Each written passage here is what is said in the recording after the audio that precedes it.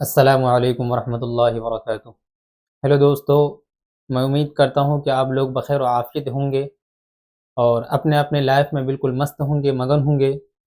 तो जितने लोग हमारे वीडियो को देख रहे हैं, आपसे मेरी गुजारिश है कि आप तमाम हज़रात मेरे वीडियो को लाइक कीजिए, सब्सक्राइब कीजिए। इसके अलावा आपके जितने भी जान पहचान दोस्त यार हैं, जिनका भी एग्ज़ाम है, आप उनको ये वीडियो ज़रूर उन तक पहुँचा दीजिए, उन तक शेयर कीजिए, ताकि आपके ज़रिए से किसी का फ़ायदा हो, किसी की भलाई हो। तो मैं हूँ निहाल अहमद, आप देख रहे हैं AR कॉमर्स क्लासेस। मैं आपको यहाँ 12th का उर्दू पढ़ाने वाला हूँ, यानी मैं 12th का उर्दू आपको पढ़ाता हूँ, चाहे उर्दू कवायद हो, चाहे उर्दू उर्दू बुक हो। तो इससे पहले मैंने बहुत सारे चैप्टर का उर्दू ऑब्जेक्टिव की शक्ल में मैं आपको करवा चुका हूँ, और मैं ये आपको वही चीज़ें पढ़ाता हूँ जो आपके एग्ज़ाम में पूछा जाता है, और सारा इम्पोर्टेंट क्वेश्चन को ही पढ़वाता हूँ। तो इसी के साथ आप हमारे साथ जुड़ जाइए। तो इस शेर के साथ हम शुरू करते हैं कि निगाह की बर्छियाँ जो सह सके सीना उसी का है। निगाह की बर्छियाँ जो सह सके सीना उसी का है। हमारा आपका जीना नहीं जीना उसी का है। ये बज़्मे मैं है या कोताह दस्ती मैं है महरूमी। ये बज़्मे मैं है या कोताह दस्ती मैं है महरूमी। जो बढ़कर खुद उठा ले हाथ में मीना उसी का है। तो हम लोग यहाँ पढ़ेंगे उर्दू 12th का उर्दू, और वो चीज़ें पढ़ेंगे जो आपके एग्ज़ाम में आएगा। यहाँ मैं आपको यहाँ वही वही चीज़ें पढ़ाता हूँ जो आपके 12th एग्ज़ाम में पूछा जाता है।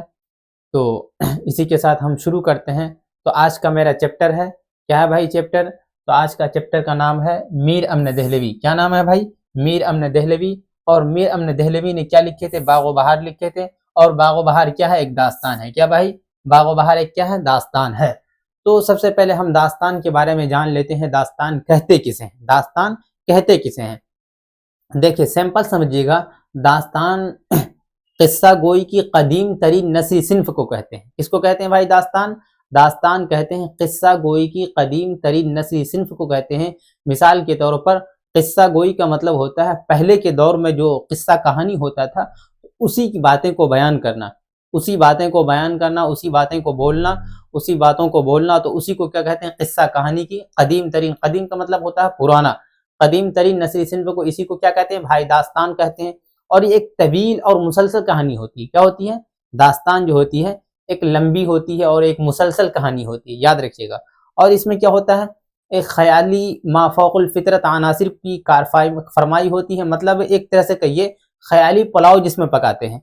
इसमें बहुत सारी बातें सच्ची भी होती है, बहुत सारी बातें झूठी भी होती है।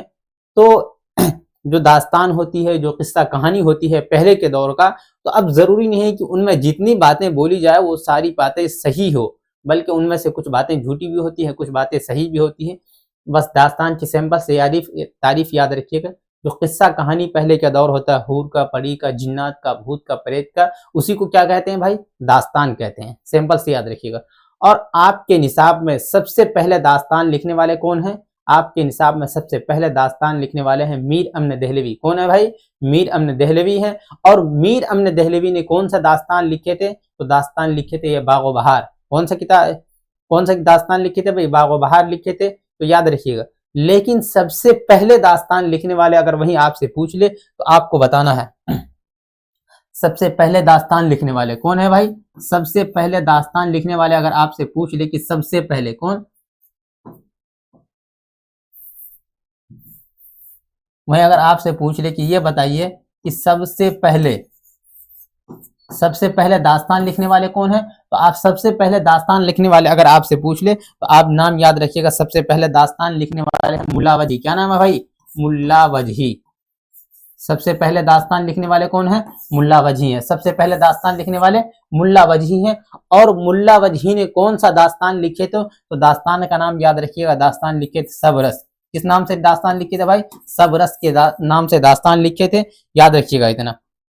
और आगे एक बातें बताते चले कि मुल्ला वजही ने आपके निसाब में सबसे पहला दास्तान लिखने वाले अगर आपसे पूछ ले कि आपके निसाब में सबसे पहला दास्तान लिखने वाले मीर अमन देहलवी हैं और उन्होंने बाग व बहार के नाम से एक दास्तान लिखा था। लेकिन पूछा जाए कि सबसे पहले दास्तान लिखने वाले तो वो है मुल्ला वजही, और मुल्ला वजही ने कौन सा दास्तान लिखे थे? सब रस के नाम से दास्तान लिखे थे। और ये दास्तान कब लिखी गई थी?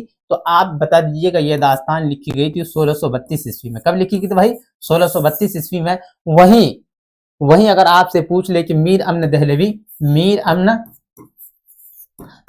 देहलवी ने जो दास्तान लिखे थे तो दास्तान का नाम था बाग व बहार। क्या नाम था भाई? बाग व बहार। और ये बाग व बहार कब लिखी गई थी? ये 1800 में लिखी गई थी। कब लिखी गई थी? 1801 ईस्वी में लिखी गई थी। याद रखिएगा, दोनों में फर्क समझ जाइएगा। सबसे वहां आपके क्वेश्चन में एक बार पूछा हुआ है तो इंशाल्लाह इस बार भी पूछा जाएगा। तो इससे पहले ही हम आपको VVI बता दे रहे हैं कि अगर आपसे पूछ ले कि सबसे पहले दास्तान लिखने वाले, या इस तरह से पूछ ले कि उर्दू अदब के सबसे पहले दास्तान निगार कौन है, तो उर्दू अदब के सबसे पहले दास्तान लिखने वाले हैं मुल्ला वजही। और मुल्ला वजही ने कौन सा दास्तान लिखे? तो सब रस के नाम से दास्तान लिखे थे। और ये कब लिखा गया था? 1632 ईस्वी में। लेकिन आपके निसाब में, आपके कोर्स में, आपकी किताब में सबसे पहले दास्तान लिखने वाले मीर अमन देहलवी हैं। और इन्होंने कौन सा दास्तान लिखे थे? बाग व बहार लिखे थे और 1801 ईस्वी में लिखे थे। तो दास्तान के बारे में समझ गए। मीर अमन देहलवी के बारे में भी कुछ बताते चलते हैं। मीर अमन है, ये दिल्ली में पैदा हुए थे, वहीं पले बढ़े। लेकिन हालात से दो चार होकर कहाँ चले गए थे भाई? कोलकाता चले गए थे। हालात से दो चार होकर कोलकाता चले गए। तो वहाँ एक बादशाह था। उसी बादशाह के जो भाई थे, उन्हीं के यहाँ वो अतालिक मुकर्रर हुए थे। क्या मुकर्रर हुए थे? अतालिक मुकर्रर हुए, मतलब वो लिखा पढ़ी का जो काम होता है वही काम करने लग गए थे। लेकिन मीर बहादुर अली हुसैनी के फरमाइश पर, मीर बहादुर अली की सिफारिश पर, वो एक टीचर की हैसियत से फोर्ट विलियम जो कॉलेज है वहीं पे उनका एक टीचर की हैसियत से उनका बहाली हो गया, वहाँ जॉब लग गया। तो एक टीचर की हैसियत से फिर वहाँ पढ़ाने लगे। कहाँ पे? फोर्ट विलियम कॉलेज में। क्योंकि मीर बहादुर अली हुसैनी जो उन्होंने सिफारिश की मीर अमन देहलवी के बारे में किनके पास? वहाँ फोर्ट विलियम कॉलेज के जो प्रिंसिपल थे डॉक्टर जॉन गिलक्रिस्ट, तो उन्हीं के पास इनकी सिफारिश गई। मीर अमन के बारे में सिफारिश गई। सिफारिश जाने के बाद इनको वहाँ टीचर की हैसियत से रखा गया। फिर वहाँ वो पढ़ाने लग गए।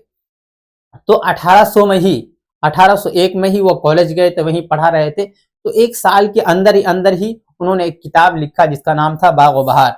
क्या नाम था भाई? बाग व बहार। और ये किताब असल किताब है। असल किताब का नाम है किस्से चहार दरवेश। क्या नाम है भाई? असल किताब का नाम है किस्से चहार दरवेश, जो किताब फारसी में है। जो किताब किस में है भाई? जो किताब फारसी में है। तो उस फारसी से उर्दू में तर्जुमा किए थे इन्होंने मीर अमन देहलवी ने बाग व बहार के नाम से। इसके अलावा और एक किताब है जिसका नाम है इखलाक मुहसिनी, जो लिया गया है गंज खूबी से। दो किताबों का इन्होंने तर्जुमा किया था। और ये बाग व बहार 1801 में लिखी गई थी। कब लिखी गई थी भाई? 1801 में लिखी गई। और 1802 में इसकी नजरसानी की गई। और 1804 में ये किताब पब्लिश हुई, मतलब शाये हुई। याद रखिएगा। तो इसी के साथ हम अपने टॉपिक की तरफ लौटते हैं। सब्जेक्टिव जितना भी, ऑब्जेक्टिव आपका जितना भी क्वेश्चन है वो उसी का रिवाइज करते हैं। और कोशिश कीजिएगा, आप लोगों से मेरी गुजारिश है कि मेरे क्वेश्चन जो ही हम क्वेश्चन करेंगे उसका आंसर आप कमेंट बॉक्स में जरूर दीजिएगा। उससे आपका ही फायदा होगा कि, और लास्ट में आपको कमेंट बॉक्स में जरूर बताना है कि आपको अभी हम 22 क्वेश्चन करवाएंगे, 22 में से आपका कितना नंबर आ रहा है, तो कमेंट बॉक्स में जरूर बताइएगा। तो और इसी के साथ हम आपसे कहना चाह रहे हैं, जितने लोग आप हमारे वीडियो को लाइक नहीं किए हैं, सब्सक्राइब नहीं किए हैं, तो वो लोग हमारे वीडियो को लाइक कीजिए, सब्सक्राइब कीजिए। इसके अलावा अपने दोस्तों को शेयर कीजिए। तो हम शुरू करते हैं। तो आपका सबसे पहला क्वेश्चन है, तो हमने लिख दिया है मीर अमन देहलवी। क्या लिखा भाई? मीर अमन देहलवी। और मीर अमन देहलवी ने क्या लिखे हैं? बाग व बहार लिखे हैं। और ये बाग व बहार क्या है? एक दास्तान है। क्या भाई? दास्तान है। और बाग व बहार के बारे में हम आपको लास्ट में बताएंगे, बाग व बहार की क्या तारीफ है, क्या कहानी किस्सा है, कौन सा दास्तान है। तो सबसे पहले हम क्वेश्चन कर लेते हैं। पहला क्वेश्चन आपका, बाग व बहार का ताल्लुक किस सिन्फ अदब से है? बाग व बहार का ताल्लुक किस सिन्फ से अदब से है? तो आपका ए है नाविल, बी है दास्तान, सी है इंशाइया और आपका डी है मजमून। तो ए नंबर का आपका राइट ऑप्शन क्या हो जाएगा भाई? ए नंबर का आपका राइट ऑप्शन होगा बी नंबर, दास्तान है। क्या भाई? दास्तान है। याद रखिएगा। आगे दूसरा क्वेश्चन है, किस्सा गोई की कदीम तरीन नस्री सिन्फ को क्या कहते हैं, किस्सा गोई की कदीम तरीन नस्री सिन्फ को क्या कहते हैं, ये आपको बताना है। खाका, नाविल, दास्तान या ड्रामा, ये आपको बताना है। तो दूसरा नंबर का राइट ऑप्शन क्या किसे कहते हैं भाई, पहले ये समझ जाइए। यहाँ किस्सा, किस्सा गोई का मतलब होता है जो पुराने जमाने का जो किस्सा होता है, तो किस्सा मतलब कोई भी किस्सा कहानी उसी को किस्सा बोलते हैं। और गोई का मतलब होता है बातचीत करना। क्या होता है भाई, गोई कहते हैं बातचीत करने को। इसी तरह से कदीम का मतलब होता है पुराना। क्या होता है भाई, कदीम को कहते हैं पुराने को। और कदीम तरीन नसरी सिन्फ, नस्र कहते हैं एक पैराग्राफ की शक्ल में जो भी चीजें लिखा जाता है। आप जानते हैं, आपको हम पढ़ाए होंगे ग्रामर में, एक होता है नस्र, एक होता है नज्म। तो नज्म शेर व शायरी को कहते हैं, और नस्र कहते हैं जो भी अफसाना लिखा जाता है, नाविल लिखा जाता है, जो भी दरखास्त लिखा जाता है, मजमून, ये नस्र की शक्ल में लिखा जाता है, पैराग्राफ की शक्ल में लिखा जाता है।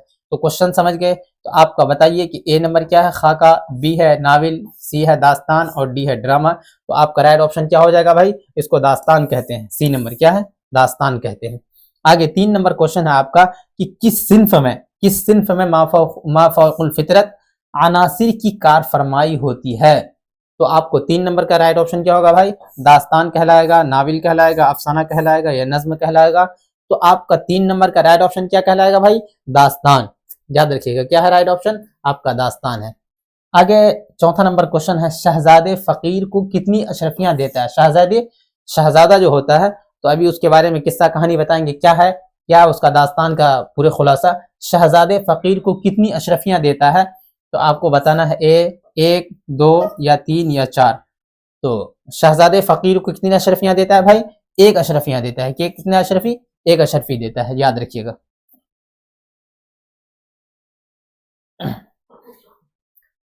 आगे 5 नंबर क्वेश्चन है कि बागो बहार किसकी तसनीफ है। मतलब बागो बहार किसकी तसनीफ है, बागो बहार को लिखने वाले कौन है, ये आपको बताना है। मीर अमन दहलवी, मुल्ला वजही, रजब अली बैग सुरूर या दर्द।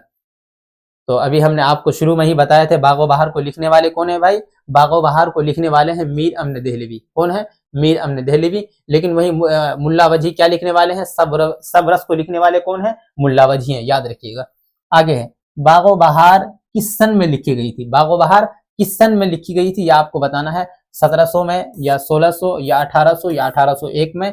तो शुरू में ही हमने आपको बताया था बागो बहार जो लिखी गई थी किस साल में लिखी गई थी भाई, बागो बहार लिखी गई थी 1801 में लिखी गई थी। कब लिखी गई थी, 1801 में लिखी गई थी, याद रखिएगा। लेकिन वहीं अगर आपसे पूछ ले कि सब रस कब लिखी गई थी, तो कमेंट बॉक्स में आप उसका बताइए कि सब रस कब लिखी गई थी। तो ये आपके ऊपर है। आगे है 7 नंबर क्वेश्चन है आपका कि सब रस के मुसन्निफ कौन है। सब रस के मुसन्निफ कौन है, ये सब रस जो है, ये सब रस का मुसन्निफ बताना है। मतलब इनके लिखने वाले कौन है, मीर अमन है, मुल्ला वजही है, रफीअ सौदा या अल्लामा इकबाल। तो आपका 7 नंबर का ऑप्शन क्या होगा भाई, 7 नंबर का सही ऑप्शन आपका होगा कि मुल्ला वजही। इसके लिखने वाले कौन है भाई, सब रस के मुल्ला वजही है, याद रखिएगा। आगे कि बागो बहार में कितने दरवेशों के किस्से बयान किए गए हैं। बागो बहार में कितने दरवेशों के किस्से बयान किए गए हैं, ये आपको बताना है। 2 दरवेश, 3 दरवेश, 4 दरवेश या 5 दरवेश। बागो बहार में कितने दरवेशों के किस्से बयान किए गए हैं, जब आगे आप पढ़िएगा, आगे के एग्जाम में, बीपीएससी में या नीट या रफ में, वो सब में जब अगर आपका ऑनर्स उर्दू रहेगा या आप एमए कीजिएगा उर्दू से, तो वहाँ आपके पूरे चारों दरवेशों के बारे में अलग अलग तरतीब से बताया जाएगा आखिर चारों दरवेश है क्या।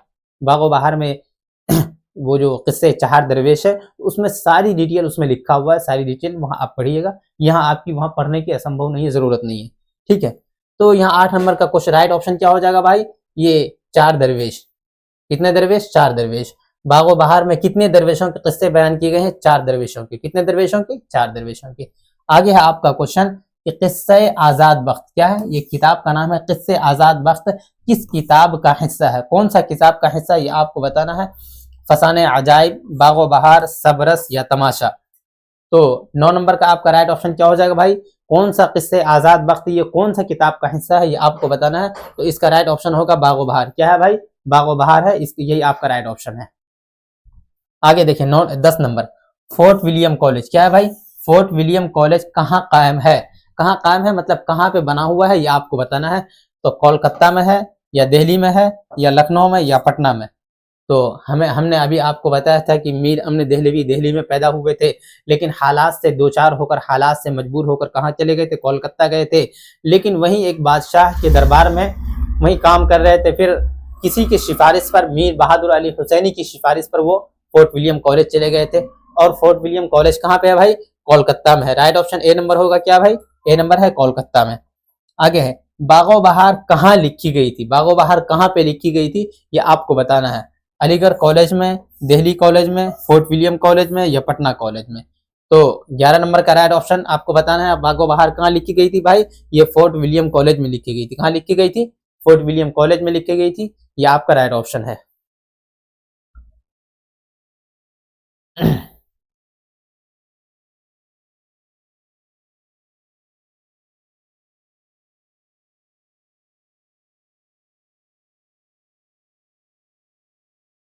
एक सेकंड भैया। हाँ, आगे देखिए कि 12 नंबर क्वेश्चन है, किसकी फरमाइश पर? क्या है? किसकी फरमाइश पर मीर अमन ने बागो बहार, क्या है? मीर अमन ने बागो बहार जैसी किताब का तर्जुमा किया। किसकी फरमाइश पर मीर अमन देहलवी ने बागो बहार जैसी किताब का तर्जुमा किया है? ये आपको बताना है कमेंट बॉक्स में। ए नंबर है doctor John Gilchrist, Kazim Ali Khan, Bahadur Ali Husaini, इनमें से कोई नहीं, इनमें कोई नहीं। तो आपका 12 नंबर का राइट ऑप्शन क्या होगा भाई? किसकी फरमाइश पर, मतलब किसकी फरमाइश थी जो कि मीर अमन देहलवी ने बागो बहार जैसी किताब लिखे थे? तो आपको बताना है, वहां के जो प्रिंसिपल थे, डायरेक्टर थे, डॉक्टर जॉन गिलक्रिस्ट, इन्हीं की फरमाइश पर उन्होंने बागो बहार जैसी किताब का तर्जुमा किया था उर्दू में, याद रखिएगा। आगे है 13 नंबर है, शामिल निसाब, मतलब आपके निसाब में शामिल है, आपके कोर्स में जो शामिल है, इक्तिबास बागो बहार। क्या है? बागो बहार की किस दरवेश की कहानी से माखुज है? मतलब आपके निसाब में जो बागो बहार एक चैप्टर है, बागो बहार एक चैप्टर है, ये कौन सी किताब से ली गई है, ये आपको बताना है। तो ये कौन सी किताब से ली गई है? पहले दरवेश से, दूसरे दरवेश से, तीसरे दरवेश से या चौथे दरवेश से? तो ये ली गई है कौन से दरवेश से भाई? ये चौथे दरवेश से। कौन से दरवेश से? चौथे दरवेश से ये किताब ली गई है, याद रखिएगा नाम। आगे आपका है कि कॉलेज की तरफ से, किनके तरफ से? कॉलेज की तरफ से बागो बहार पर, बागो बहार पर मुसन्निफ को कितने रुपए का इनाम मिला था? कितने कितने रुपया का इनाम मिला था जब मुसन्निफ ने, मीर अमन देहलवी ने कॉलेज में बागो बहार जैसी किताब लिखी थी? तो अब आपको बताना है कि उनको कितने रुपए का इनाम मिला था, क्योंकि जानते हैं कि जब मीर अमन देहलवी की बहाली हुई थी कॉलेज में, तो सिर्फ 40 रुपए महीना उनको वहां मिलता था। कितने रुपए महीना?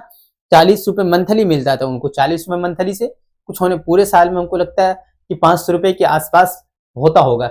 लेकिन एक किताब के लिखने पे, एक किताब के तर्जुमा करने पे, एक किताब को इतने सच धज के, इतने अच्छे अंदाज में लिखे थे कि उनको 500 रुपए का इनाम मिला था। एक तरह से कहिए तो पूरे साल का तनख्वाह एक एक दिन में एक किताब की शक्ल में उनको मिला था, है कि नहीं? तो आपको बताना है कॉलेज की तरफ से बागो बहार पर मुसन्निफ को कितने रुपए का इनाम मिला था? 100 रुपए का, 500 रुपए का, या 300 रुपए का, या 200 रुपए का? तो 14 नंबर का राइट ऑप्शन क्या हो जाएगा भाई? उनको 500 रुपए का इनाम मिला था। कितने होगा? 500 रुपए का इनाम मिला था। आगे है, फोर्ट विलियम कॉलेज में मीर अमन की बहाली कितने रुपए माहाना पर हुई थी? अभी हमने आपको बताया कितने रुपए महीना में हुई थी भाई? कितने रुपए महीना? 30 रुपए, 40 रुपए, 50 रुपए या 60 रुपए? ओनली 40 रुपए महीना इनको मिलते थे। कितने? 40 रुपए महीना। आगे 16 नंबर क्वेश्चन है आपका, उर्दू की पहली अदबी दास्तान की निशानदही की है। उर्दू की, सब अभी आप हम क्वेश्चन शुरू में बताए हैं, उर्दू की पहली अदबी दास्तान की निशानदही की है, मतलब उर्दू की सबसे पहली अदबी दास्तान कौन सी है? आपकी किताब में, कोर्स में नहीं पूछ रहा है कि उर्दू की सबसे पहली अदबी दास्तान के बारे में बताना है आपको। जल्दी कमेंट बॉक्स में बताइए, सबरस या बागो बहार या फसाने आजाद? तो 16 नंबर का आपका राइट ऑप्शन क्या हो जाएगा भाई? 16 नंबर का आपका राइट ऑप्शन है सबरस। क्या है भाई? सबरस है, नाम याद रखिएगा। और आगे है आपका 17 नंबर क्वेश्चन कि किस साल मीर अमन का तकर्रुर फोर्ट विलियम कॉलेज में हुआ था? मतलब मीर अमन जो देहलवी जो थे, कौन से साल में फोर्ट विलियम कॉलेज गए थे, यह आपको बताना है। 1700 में, 1801 में, 1802 में, 1800 में? तो आपका 17 नंबर का राइट ऑप्शन क्या हो गया भाई? ये 1801 में गए थे फोर्ट विलियम कॉलेज। आगे 18 नंबर है कि मलिक सादिक ने शहजादे की मदद के लिए कौन सी शर्त रखी थी? मलिक सादिक ये कौन था भाई? ये मलिक सादिक ये जिनों का बादशाह था। कौन था? जिनों का बादशाह था। और शहजादे से कहा था कि एक नाज़नीन, एक लड़की की तलाश है जो जिसको नाज़नीन कहते हैं, एक मुझे नाज़नीन की तलाश है जिसकी तस्वीर मेरे पास है। और ये लड़की हिंदुस्तान की एक फ़कीर की बेटी, हिंदुस्तान की एक फ़कीर की बेटी है, लेकिन इसकी खूबसूरती का चर्चा, इसकी खूबसूरती का चर्चा पूरे शहर में मशहूर है, पूरे शहर में। जिस तरह से हज़रत यूसुफ़ अलैहिस्सलाम का खूबसूरती का चर्चा पूरे अरब में मशहूर था कि उनसे ज़्यादा कोई खूबसूरत था ही नहीं। तो और उनकी खूबसूरती की वजह से बताया जाता है कि वहाँ की लड़कियाँ, वहाँ की जो बड़ी-बड़ी शहज़ादियाँ थी, वो अपने हाथ को ही काट लिया था उनकी खूबसूरती को देखने के चक्कर में। तो इसी वजह से बताया जाता है कि वह ये जो मलिक सादिक जो बादशाह थे, मलिक सादिक जो बादशाह थे, तो ये फ़कीर की बेटी थी नाज़नीन जो लड़की थी, बहुत खूबसूरत थी। इनकी खूबसूरती का चर्चा पूरे शहर में था। आगे पूरी कहानी बता रहे हैं। मलिक सादिक ने शहज़ादे की मदद के लिए कौन सी शर्त रखी थी? गुलबदन की तलाश, जिन की तलाश, बीवी की तलाश। तो आपका 18 नंबर का राइट ऑप्शन होगा, उनको गुलबदन की तलाश थी, जिनको कहा जाता है नाज़नीन। आगे 19 नंबर क्वेश्चन है, मुबारक मलिक सादिक से किस मकसद के तहत मिलने आया था? हिफाजत या लड़ाई या चापलूसी बंद या माल की मदद? तो 19 नंबर का आपका राइट ऑप्शन क्या हो जाएगा भाई? ये चापलूसी बंद करवाने के लिए, चापलूसी बंद करवाने के लिए। आगे 20 नंबर क्वेश्चन है, बागो बहार में अंधे फकीर का ताल्लुक किस मुल्क से है? तो अंधे फकीर का ताल्लुक बताना है पाकिस्तान, हिंदुस्तान या अमेरिका या चीन। तो 20 नंबर का राइट ऑप्शन क्या हो जाएगा भाई? 20 नंबर का आपका राइट ऑप्शन होगा, कहां से था भाई? हिंदुस्तान से था। कहां से था अंधे फकीर का ताल्लुक? हिंदुस्तान से था। आगे आपका 21 नंबर क्वेश्चन है, शहजादे के वालिद और मलिक सादिक के दरमियान क्या रिश्ता था? तो ये आपको बताना है, शहजादे के वालिद और मलिक सादिक के दरमियान क्या रिश्ता था? भाई का, चचा का, दोस्ती का या बेटा का? तो शहजादे के वालिद और मलिक सादिक के दरमियान क्या रिश्ता था भाई? ये दोस्ती का रिश्ता था। कौन चीज का रिश्ता था? दोस्ती का रिश्ता था। आप याद रखिएगा।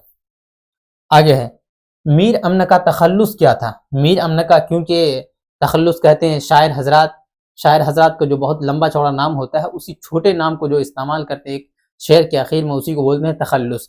आपको बताना है लुत्फ, उत्फ, शाद, कासिर। तो 22 नंबर का राइट ऑप्शन क्या हो जाएगा भाई? 22 नंबर का राइट ऑप्शन हो जाएगा आपका लुत्फ। क्या था? इनका तखल्लुस था लुत्फ, याद रखिएगा। आगे है 23 नंबर क्वेश्चन में आपका लास्ट क्वेश्चन है, मीर अमन की शोहरत किस किताब से हुई? मीर अमन दहलवी है, इनकी जो शोहरत हुई, मशहूर हुई, कैसे कैसे मशहूर हुए? कौन सी किताब की वजह से? गंज खूबी की वजह से, बागो बहार से, इखलाक महसिनी से, बेदाग से। तो आप जानते हैं कि मीर अमन की जो शोहरत हुई थी, ये मशहूर हुए थे किस किताब की वजह से? बागो बहार की वजह से। किसकी वजह से भाई? बागो बहार की वजह से हुए थे।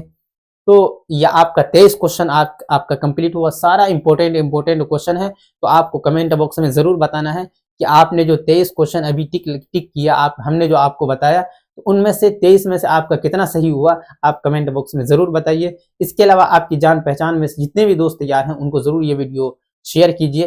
तो इससे पहले है कि हम बात को खत्म करें, इससे पहले हम आपको बता दे रहे हैं कि इसमें है क्या, ये कुछ बताते चले थोड़ा सा। देखिए सबसे पहले एक शख्स है जिनका नाम क्या है भाई? मलिक सादिक। क्या नाम था? मलिक सादिक। क्या था भाई? मलिक सादिक। ये मलिक सादिक कौन था? ये मलिक सादिक था जिनों का बादशाह। कौन था भाई? जिनों का बादशाह। किनका बादशाह था? ये जिनों का बादशाह था मलिक सादिक। ये जिनों का बादशाह, ठीक है, ये जिनों का बादशाह था। इसके अलावा शहजादा, ये शहजादा जो था, शहजादा शहजादा ये और मलिक सादिक जिनों का बादशाह था और शहजादे के वालिद का दोस्त था। किनके वालिद का? शहजादे के वालिद का दोस्त। याद रखिए, शहजादे के वालिद का दोस्त था। क्या था? शहजादे के वालिद का दोस्त भी था, ठीक है, शहजादे के वालिद का दोस्त था। और ये शहजादा कहाँ का था? मुल्क चीन और वमा चीन का। कहाँ का भाई? मुल्क चीन और वमा चीन का, याद रखिएगा। मुल्क चीन और वमा चीन का बादशाह था। इनके वालिद जो बादशाह थे, कहाँ के बादशाह था? मुल्क चीन और वमा चीन का। इसके अलावा एक शख्स और रहता है जिसका नाम रहता है मुबारक। जिसका नाम क्या रहता है? मुबारक। क्या नाम रहता है भाई? मुबारक रहता है, जो शहजादे के वालिद का कौन रहता है? वजीर रहता है। कौन रहता है? और इसके अलावा शहजादे के एक चचा रहते हैं। शहजादे का कौन होता है भाई? शहजादे का चचा रहता है। इसके अलावा एक लड़की रहती है जिसका नाम क्या रहता है भाई? नाजनीन। क्या रहता है? नाजनीन। क्या नाम रहता है? नाजनीन। इसके अलावा आप जानते हैं नाजनीन के जो वालिद रहते हैं, ये अंधे फकीर रहते हैं। कौन होते हैं भाई? अंधे। नाजनीन के जो वालिद होते हैं, ये कौन होते हैं भाई? अंधे फकीर होते हैं, याद रखिएगा। अंधे अंधे फकीर रहते हैं। और शहजादा, शहजादा जो होता है इनको एक अशरफी देता है। कितने अशरफी भाई? एक अशरफी देता है। आगे आप अभी पूरे खुलासा बताते हैं आपको। इतना समझ गए? अभी आपको हम बता रहे हैं ठीक से। तो सबसे पहली चीज देखिए, सबसे पहली चीज ये है कि शहजादा नाम का एक शख्स होता है, एक शहजादा होता है, जिनके वालिद कौन होते हैं? जिनके वालिद बादशाह होता है। शहजादा के वालिद बादशाह होता है। बागो बहार में जो पूरे का खुलासा ये है कि शहजादे का वालिद मुल्क चीन और वमा चीन का बादशाह हुआ करता है, जो बहुत नेक होता है, ईमानदार होता है और आदलो इंसाफ करने वाला होता है, लोगों के साथ हमदर्दी करता है। एक तरह से कहिए तो बहुत अच्छा बादशाह होता है, बहुत अच्छा, अपने वक्त का बहुत खूबसूरत बादशाह और बहुत अच्छा बादशाह कहलाता है। लेकिन कुछ ही दिनों के बाद शहजादे की जो वालिद हैं, जो बादशाह जी है, वो डेट कर जाते हैं। क्या कर जाते हैं? इस दारे फानी से कूच कर जाते हैं, अल्लाह के प्यारे हो जाते हैं। तो उसके बाद उनकी बादशाहत उनके बेटों को नहीं सौंप कर बल्कि उनके चचा को सौंप दी जाती है, उनके चचा को सौंप दी जाती है। तो उनके चचा जो होते हैं वो अपने बड़े भाई के बिल्कुल बराक्स होते हैं, बल्कि बहुत बड़े दज्जाल होते हैं, लोगों के साथ बुराई करते हैं, लोगों के साथ खैर खाही का मामला नहीं करते हैं, उसको मारते पीटते हैं, उन पे जुल्म जबर करते हैं। एक तरह से कहिए कि अरब का जैसे अबू जहल था वैसे ही एक तरह से अबू जहल था। शहजादे के जो चचा थे अबू जहल की तरह इस शहजादे के साथ व्यवहार करते थे और लोगों के साथ भी वैसे व्यवहार करते थे, लोगों को मारना पीटना। यहाँ तक कि बताया जाता, शहजादा बताते हैं कि इनके वालिद जो शहजादे के ये इनके जो चचा थे, ये चचा जी शहजादे के पास जितनी भी जमीन थी, जितनी भी जायदाद थी, सबको हड़प लिया था। यहाँ तक कि उनके पास जितना भी मालो दौलत था सब अपने नाम कर लिया था। यहाँ तक कि इनको मारने की बार बार धमकियां देता था। तो मैटर ये हुआ। तो इस तरह बहुत दिन परेशान होते होते शहजादे परेशान हो गए, शहजादा परेशान हो गए। तो परेशान होने के बाद तो एक वजीर जो था, ये मुबारक नाम का जो शख्स था, वजीर था, तो ये वजीर शहजादे के वालिद का दोस्त था, शहजादे के वालिद का वजीर था, इनका काम करता था। तो वजीर ने, मुबारक ने शहजादे से कहा कि एक शख्स है जो तुम्हारी मदद कर सकता है, जो तुम्हारी हेल्प कर सकता है।